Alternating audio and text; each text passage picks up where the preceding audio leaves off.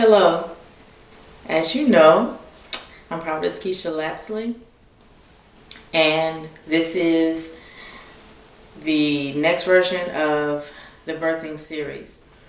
We are still on forgiveness, birth defects, and healing our land. It is very important that this baby that we're carrying, that God has blessed us with, the idea, the spiritual babies, the ministries, the businesses, whatever it is that God has given us to do, we have to make sure that our baby or babies are not born with birth defects. As I have stated before, these babies, the spiritual babies, we can change. We have control over whether our babies have birth defects or not. And this is why we're focusing on birth defects really strongly. God won't even allow for me to move forward. That is because myself, I am number one to admit that, but myself and there's others that are out there, you are trying to move forward and go on, but your land is not healed. The land of your heart, the land of your mind, the land of your soul isn't healed yet. And if you continue to move forward, if you continue to go on without being healed, your babies will have birth defects.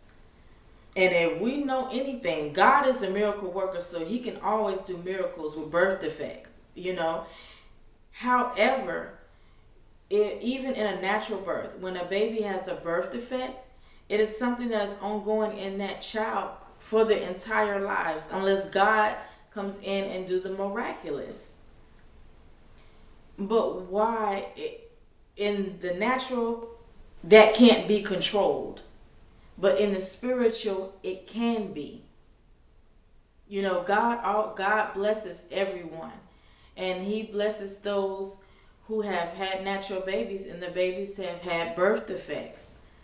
And he blesses those babies and he loves them and he knows who to give those babies to, because he knows that they're going to take care of that baby and give that baby what he or she needs.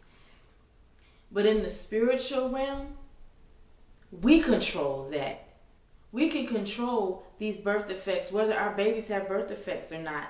So my question to you is before we go into this lesson, are you going to allow unforgiveness to keep you from having a healed land? You want your land to be healed. You want to have a baby that is healthy in every area. And in order to do that, it's time to forgive. Let's go ahead and go into the lesson. And we're going to talk about forgiveness again. And I'm going to share my testimony with you guys. Before we get into that, I got to declare to you that today is the day of Jubilee.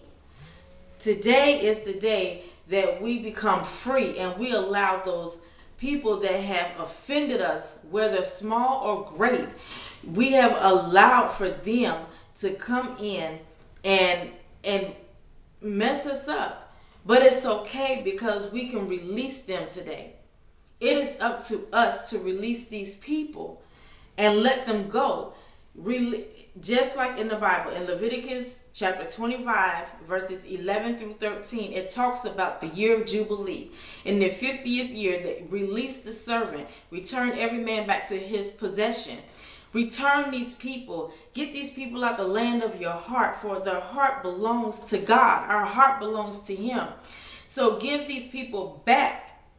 Let them go back to their possessions. God deserves our heart, not them. You deserve a time of peace. And the way you get that peace is letting them go. This is your year of Jubilee. And one thing about the Jubilee in verse 12, it talks about how it is holy unto us. This is a holy experience, a jubilee, a time of releasing. It's not just about debt. They have indebted us with offenses. They have indebted us with hurt and pain. But you know what? We cannot return evil for evil. And when we do not forgive, we are returning that evil for evil. We are returning the evilness of unforgiveness with the evilness that was done to us in offenses.